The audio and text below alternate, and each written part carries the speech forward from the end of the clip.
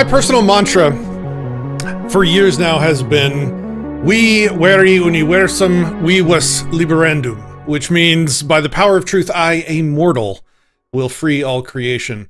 The only way to do that is for me to hold as the goal to believe as many true things as I can and as few false things as I can. And the only way to accomplish that is by having strong standards for reason and evidence, and for not just having, but actually going out, seeking out, and being appreciative of conversations with people that might have something to teach me or that I might disagree with. This is going to be one of those conversations I'm super excited about. Let's get started.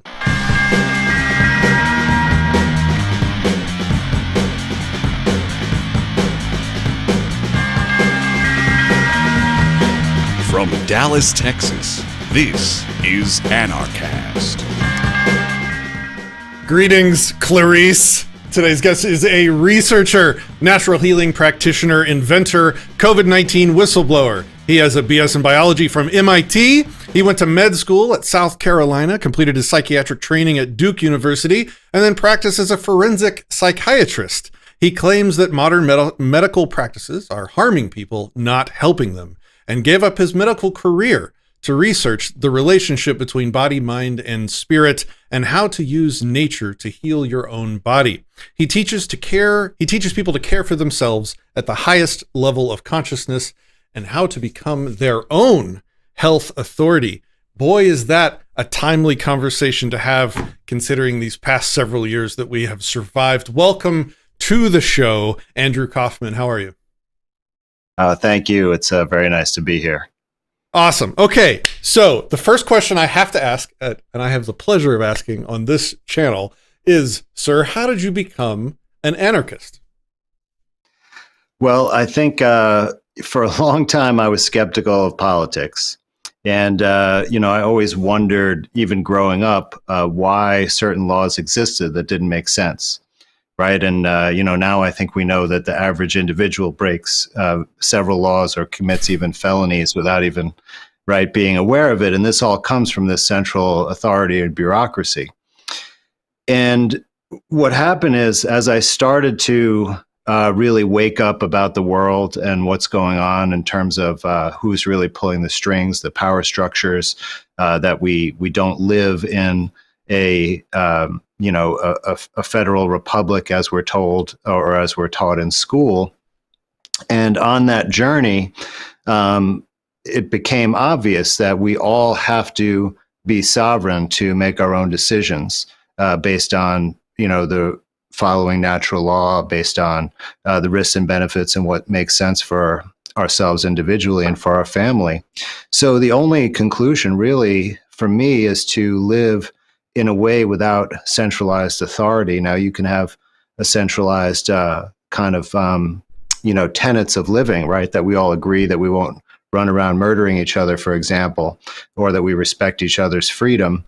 But we can't have other people taking agency away from us and making decisions for us. We have to, come together collaboratively and through a process of give and take if we want to cooperate with each other. But in terms of our own lives, I believe that the only way to advance humanity and to live the kind of life that is compatible with nature and was probably intended by God is to be completely decentralized and without authority telling you what to do or attempting to tell you what to do, which in itself is an act of immorality. There are so many interesting roads that we could go down with this chat. So before we go anywhere else, was there like a specific person or book or group of people that sort of pushed you towards labeling yourself an anarchist? Because that's usually kind of a big moment for somebody, a realization that they snap to. Or did you just come to it on your own? Well, I mean, there were a number of influences, and certainly, I knew about the libertarian philosophy. I knew about Ayn Rand. I also of course, eventually found out about Jeff Berwick and the kind of movement down there, anarcho-capitalism. Now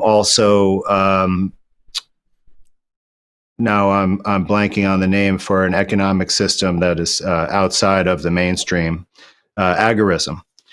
So I read some texts on agorism as well, and that sort of all exposed me. But on the same time, in parallel, I was studying Western esoteric philosophy, and that also led me to the kind of conclusion that a decentralized and, without, even just learning what the true meaning of the word is, which I think originally came from Mark Passio's work that I was, studying during that process, right? That it means without a ruler, right? No one to rule over you, that it's not the state of chaos and, like the Sex Pistols and looting stores and breaking windows, right? That's something different.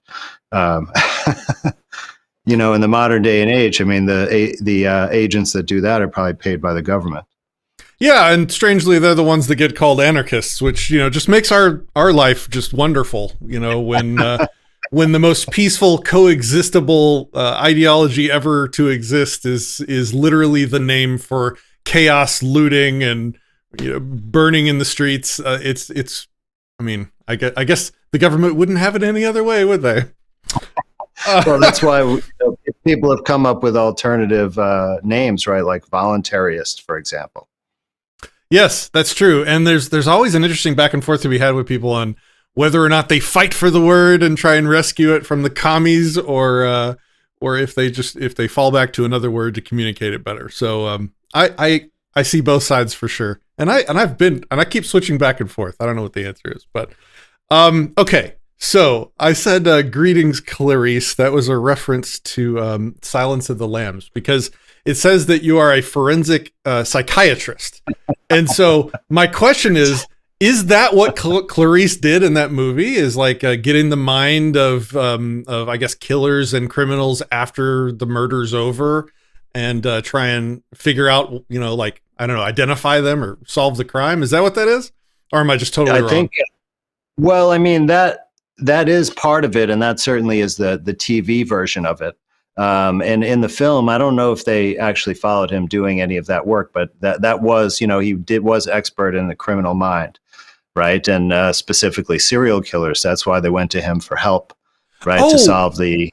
The bad guy was also a psychologist, right? But I thought Clarice, the FBI agent, was also a psychologist, wasn't she? Or psychiatrist, sorry. Well, she was from like the behavioral sciences unit or whatever it's called at the FBI. And I actually collaborated with one of the kind of early members of that unit in research, studying sexually sadistic serial murderers.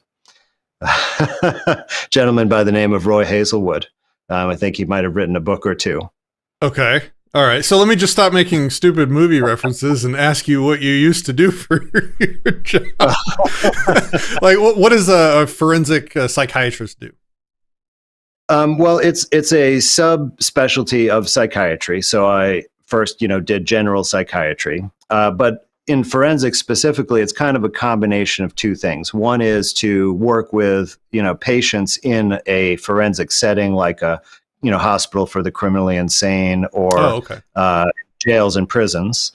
But another aspect of it is doing expert witness work, which could be in criminal, civil, all kinds of things, administrative. Like a lot of my bread and butter work that I did in that career was like employment related. So, someone would basically be real difficult, or have substance abuse, or do something crazy like use their service revolver to threaten suicide.